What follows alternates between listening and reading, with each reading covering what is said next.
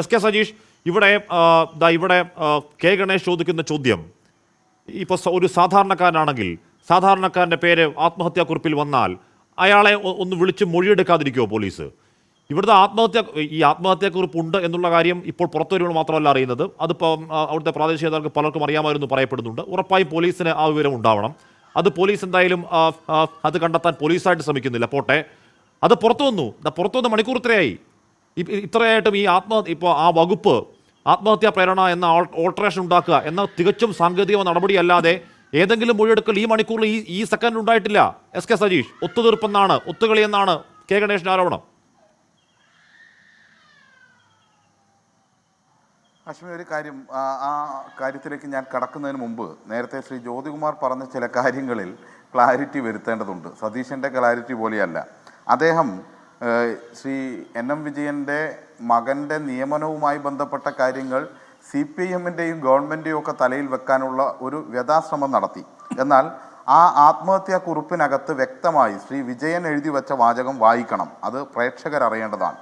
ഇളയ മകന് ചെറിയ മാനസിക അസ്വസ്ഥതയുള്ള വ്യക്തിയാണ്. കഴിഞ്ഞ 7 വർഷം മുമ്പ് ബാങ്ക് പ്രസിഡന്റായിരുന്ന KP തോമസ് മാസ്റ്റർ, മുൻ DCC പ്രസിഡന്റ് പറഞ്ഞിട്ടാണ് ദിവസവേതന അടിസ്ഥാനത്തിൽ ബ്രാക്കറ്റിൽ ദിവസം 200 രൂപ ജോലി കൊടുത്തത്. അതിനുശേഷം 3 വർഷം മുമ്പ് നിയമന വിജ്ഞാപനം ഇറങ്ങിയപ്പോൾ ബാങ്കിലുള്ള PTS പോസ്റ്റിൽ 1ാം റാങ്കിൽ എൻ്റെ മകനെ എടുത്തു. എന്നാൽ ഞാൻ കരുതിയത് എനിക്ക് എടുക്കുമെന്നാണ് എടുത്തു എന്ന് ഞാൻ കരുതിയിരുന്നു. എനിക്ക് വാക്ക് നൽകിയിരുന്നു.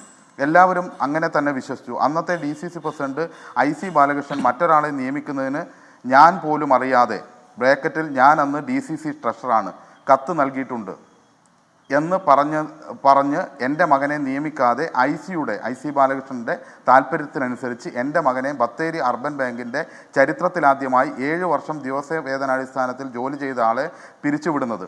അത് 40 വർഷക്കാലം പാർട്ടിക്ക് വേണ്ടി പ്രവർത്തിച്ച എനിക്ക് ഈ ആഘാതം താങ്ങാൻ പറ്റാത്തതായിരുന്നു. മകന് പകരമായി നിയമിച്ച ആളിൽ നിന്ന് ബാങ്കിൻ്റെ ചരിത്രത്തിൽ ആദ്യമായി PTSന് വേണ്ടി കൈക്കൂലി വാങ്ങി എന്നാണ് അറിഞ്ഞത് സർ. ഇത് സുധാകരനോട് പറഞ്ഞതാണ്. ശ്രീ ജ്യോതികുമാർ അറിയില്ലേ? ഇത് CPMൻ്റെ ഗവൺമെൻറ്റൊക്കെ തലയിലാക്കി വെക്കാനോ? ഈ ആത്മഹത്യാക്കുറിപ്പിൽ അദ്ദേഹം തൻ്റെ മകനെ പിരിച്ചുവിട്ടതും തൻ്റെ മകന് ജോലി ചെയ്യാത്തതും ആ ജോലിക്ക് പകരം മറ്റൊരാളെ നിയമിച്ചതിന് കൈക്കൂലി ഉണ്ടെന്നാണ് അറിവ് സർ എന്ന് പറഞ്ഞത് ആരോടാണ്? കെ സുധാകരനോടാണ്. എന്നിട്ട് ഇവിടെ വന്ന് ചർച്ചയിൽ വന്നിട്ട് എല്ലാം നുണകൾ ഇങ്ങനെ അവതരിപ്പിക്കരുത്. പിന്നെ മക്കൾക്ക് പോലും അറിയില്ല ബാധ്യത എന്നാണ് ജ്യോതികുമാറിൻ്റെ ആരോപണം. മക്കൾക്കറിയില്ല. പക്ഷേ ഈ ആത്മഹത്യാക്കുറിപ്പിൻ്റെ ഭാഗമായി മക്കൾക്ക് എഴുതി വച്ചിട്ടുണ്ട്, ഞാൻ ഇന്ന തുക കൊടുക്കാനുണ്ട്, 3 തുകകൾ. അത് ചെറിയ തുകയാണ്. ബാക്കിയൊന്നും നിങ്ങൾ കൊടുക്കേണ്ടതില്ല. ബാക്കിയെല്ലാം ഈ പാർട്ടി, ഏത് പാർട്ടി?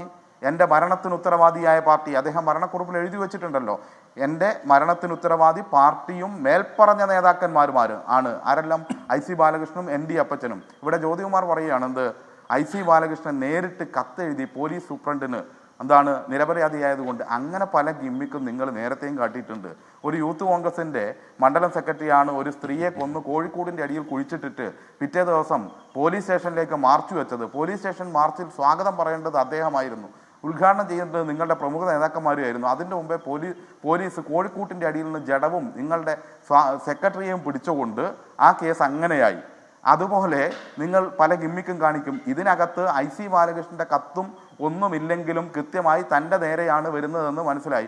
അതുകൊണ്ട് അവിടെ ഒരു കത്ത് കൊടുത്തു എന്നുള്ളത് മാത്രമേ ഉള്ളൂ. അല്ലാതെ ആളെ പറ്റിക്കാൻ വേറെ വർത്തമാനം പറയണ്ട. അതുപോലെ തന്നെ ND അപ്പച്ചനും പറഞ്ഞിട്ടില്ലേ? ND അപ്പച്ചൻ എന്താ പറഞ്ഞത്?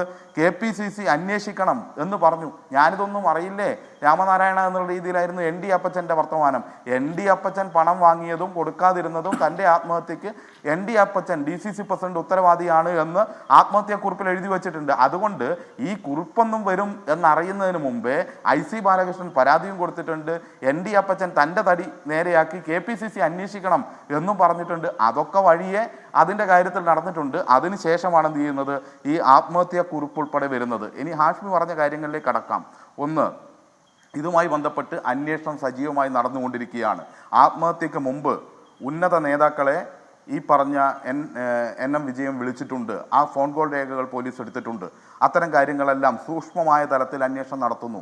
അതോടൊപ്പം തന്നെ ബാങ്ക് നിയമനത്തിൻ്റെ ബാധ്യത തീർക്കാൻ 2022 ഇവരൊന്നും അറിയില്ല എന്നാണല്ലോ പറഞ്ഞത്. 2022 സ്ഥലം ഈട് നൽകിക്കൊണ്ട്, സ്വന്തം സ്ഥലം ഈട് നൽകിക്കൊണ്ട് പലിശയ്ക്ക് പണം വാങ്ങിയിട്ടുണ്ട് ശ്രീ എൻ വിജയൻ.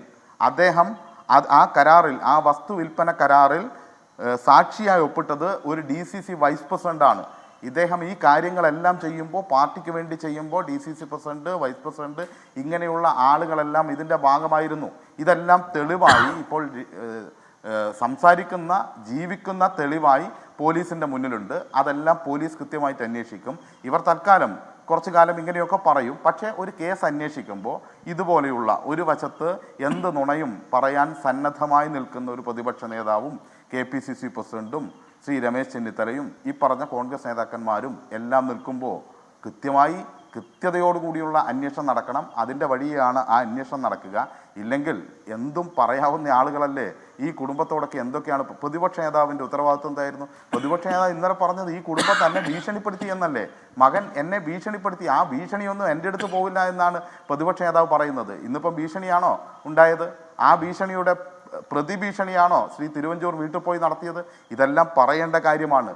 ഈ കത്ത് പോലും ഫേക്കായ ഒരു കത്താണ് എന്ന് പറയാൻ ശ്രീ രമേശ് ചെന്നിത്തല തയ്യാറായി. ഇവിടെ ജ്യോതികുമാറിനോട് ഒറ്റ ചോദ്യം എനിക്ക് നേരിട്ട് ചോദിക്കാനുള്ളത്, KPCC പ്രസിഡന്റായിട്ടുള്ള K സുധാകരൻ പറയുന്നു, എനിക്കിത് നേരത്തെ അറിയാമായിരുന്നു, ശ്രദ്ധയിൽപ്പെട്ടിട്ടുണ്ട്, തൂങ്ങിയാൽ എല്ലാവരും തൂങ്ങും, അതുകൊണ്ട് ഇത് പരിഹരിച്ചോ എന്ന് ഞാൻ നേരത്തെ IC ബാലകൃഷ്ണനോടും ND അപ്പച്ചനും ഉൾപ്പെടെയുള്ള മുഴുവൻ നേതാക്കന്മാരോടും പറഞ്ഞിട്ടുണ്ട് എന്ന് പറഞ്ഞാൽ ഈ പണത്തട്ടിപ്പ്, പണാപഹരണം, നിയമന തട്ടിപ്പ്, ഈ കാര്യങ്ങളെല്ലാം തനിക്കറിയാമായിരുന്നു. ഇതിൽ ഇനി വേറെ അന്വേഷണത്തിൻ്റെ കാര്യമില്ല. ഇതിൽ ഒന്നാം സാക്ഷിയായി നിൽക്കുന്ന ഒരാൾ KPCC പ്രസിഡന്റ് അല്ലേ?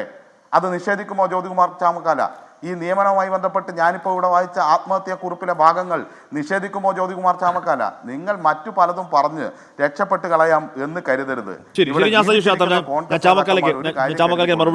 ഇനി നല്ല ക്ലാരിറ്റിയോടുകൂടി ആത്മഹത്യാക്കുറിപ്പ് എഴുതണം. ഇല്ലെങ്കിൽ ഈ VD സതീശൻ അത് സ്വീകരിക്കില്ല. നല്ല ക്ലാരിറ്റിയോടുകൂടി ആത്മഹത്യാക്കുറിപ്പ് എഴുതണം.